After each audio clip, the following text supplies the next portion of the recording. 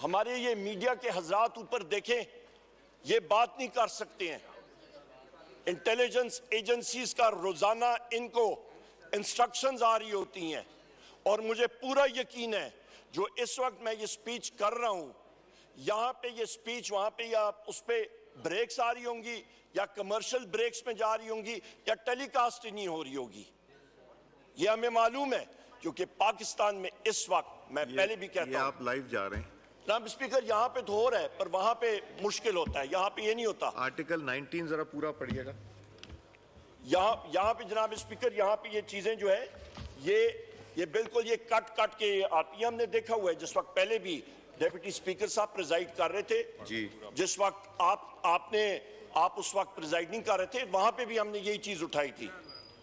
जनाब स्पीकर, यहां पे हमने हमेशा से ये डिमांड किया है कि आपने, पीटीआई ने टाइम एंड अगेन बात की है कि एक 9 मई के हवाले से एक इंडिपेंडेंट जुडिशल कमीशन बनना चाहिए और जिसको एक्सेस होनी चाहिए तमाम सीसीटीवी फुटेजेस की, और ये जो है ट्रूथ मस्ट प्रिवेल। जनाब स्पीकर, सच्चाई को सामने आना चाहिए। हम लोग आइन और कानून की बात कर रहे हैं, बिल्कुल ट्रूथ सामने आना चाहिए। मैं 19 पढ़ रहा हूं जी। यहां पे जनाब स्पीकर DGISPR ने बात की कि प्रायर ईयर 19 पढ़ दूं पूरा जी? जी मेरे पास है जनाब स्पीकर, आप पढ़ दीजिए। मैं पढ़ के आपको सुना देता हूं जी। Freedom of speech. Every citizen shall have the right of freedom of speech and expression, and there shall be freedom of the press, subject to any reasonable restrictions. मुझे मालूम है आप जिस बात पे बात कर रहे हैं, imposed by law in the interest of the glory of Islam or the integrity, security or defense of Pakistan or any part thereof, friendly relations with foreign states, public order, decency, morality, or in relation to contempt of court, commission of incitement to any offense. इस पे से कोई ऐसी चीज नहीं है जनाब speaker जो इस स्पीच में हो या पाकिस्तान तहरीक इंसाफ ने की हो। नंबर 1। नंबर 2 जनाब स्पीकर, आपको मैं क्लियर कट ये बता दूं कि यहां पे जब DGISPR ने कहा कि प्रायर ईयर्स की कमीशंस होने चाहिए तो बहुत अच्छी बात है जनाब स्पीकर।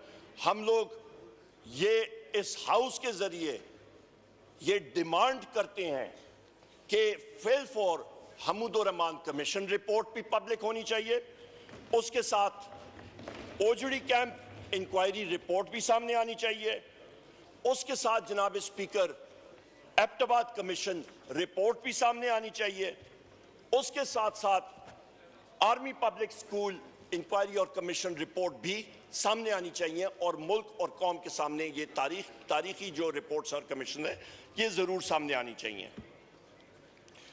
जनाब स्पीकर, यहां पे ये भी मैं कहता चलूं कि रूल ऑफ लॉ के जिस वक्त हम लोग बात करते हैं तो इस्लामाबाद हाई कोर्ट के 6 फाजिल जज हजरात ने एक लेटर लिखा चीफ जस्टिस ऑफ पाकिस्तान काजी फैज ईसा साहब को और सुप्रीम जुडिशल काउंसिल को, और उन्होंने अपने खत में जिस चीज को हाईलाइट किया, जिस पे रोशनी डाली, वो थी कि उनके काम पे और उनसे नीचे उनकी जो सबसर्विएंट या लोअर जुडिशरी है उनके काम पे इंटेलिजेंस एजेंसीज का, और उन्होंने नेम किया, उन्होंने जो नाम लिया ये ना आपने ना मैंने या इस हाउस के किसी मेंबर ने नहीं किया, ये उन जज हजरात ने बाय नेम किया क्योंकि वो अंडर प्रेशर आए थे और उन्होंने कहा था कि उनके काम पे इंटर सर्विसेज इंटेलिजेंस यानी कि ISI मुदाखलत, वजीर आजम इमरान खान साहब के, बुशरा बीबी के, मखदूम शाह महमूद कुरैशी साहब के, चौधरी परवेज इलाही साहब के, हमारे मिलिट्री कोर्ट्स के जो सारे मर्द हजरात पाबंद सलासल हैं उनके केसेस में जनाब स्पीकर ये सारी की सारी मुदाखलत हो रही थी और ये उन्होंने ऑन रिकॉर्ड लाया। इसके साथ साथ जनाब स्पीकर ये पॉइंट बड़ा अहम है समझना कि जब एक मुल्क में रूल ऑफ लॉ नहीं होता तो ये आप देख लें, इंटरनेशनल फाइनेंस की किसी भी टेक्स्ट बुक में आप कोई कोर्स इंटरनेशनल फाइनेंस का उठा के देखें, इंटरनेशनल लॉ का पहले चैप्टर का पहला सेंटेंस ही यहां पे होता है कि जिस मुल्क में रूल ऑफ लॉ इनवैलिड है, जनाब स्पीकर, हम लोग जी अपने टाइम पे सारी बातें कर लें जिन्होंने मर्जी है, पर यहां पे जनाब स्पीकर यहां पे ये चीज क्लैरिटी होनी चाहिए। फिर जनाब स्पीकर यहां पे बात आई कि 9 मई के हवाले से मटीरियल डैमेजेस के बारे में बात हुई। चलें उसके ऊपर भी बात करते हैं।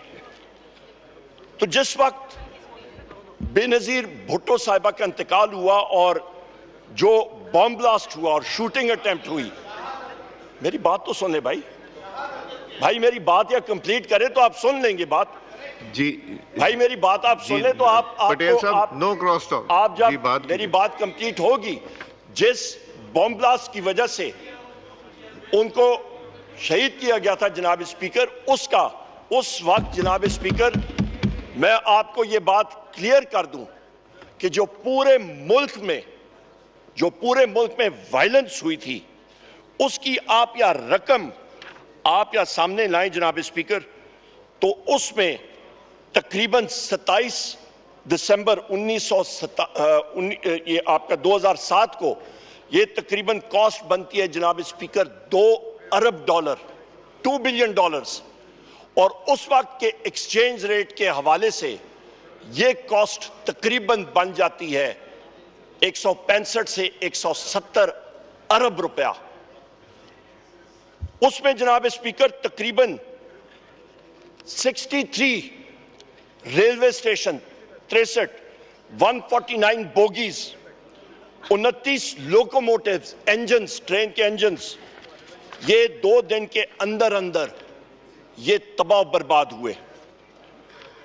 और जनाब स्पीकर कराची की या मैं बात करूं सिर्फ कराची की, तो जनाब स्पीकर कराची में $1 अरब का उन 4-5 दिनों में नुकसान हुआ था कराची के शहर में, और उस वक्त का एक्सचेंज रेट आप लगाएं तो ये तकरीबन 80 से 90 अरब रुपए सिर्फ कराची की हम लोग बात कर रहे हैं। और ये टोटल जो कॉस्ट आती है ये आपके जीडीपी का 8% हिस्सा बनती है। जनाब स्पीकर, मैं इस हाउस से और आपसे पूछना चाहता हूं, कितने लोग अरेस्ट हुए, कितनी इंक्वायरीज बनी, कितने लोगों को जेल में डाला गया, कितने लोगों को सजाएं हुई, कौन सी जुडिशियल इंक्वायरी बनी, कोई चीज हुई? $2 अरब, 160-170 अरब रुपए का नुकसान हुआ, पर कोई उसके ऊपर एक्शन नहीं हुआ। और फिर इल्जाम हम पे लगता है। यहां पे तो जनाब स्पीकर, इस पे भी मैं आता हूं, पेरिस में जहां पे जमहूरियत, वहां पे कहते हैं हम लोग जमहूरी मुल्क है, वहां पे 8 जुलाई 2023 को वहां पे राइट्स हुए, दंगा फसाद हुआ।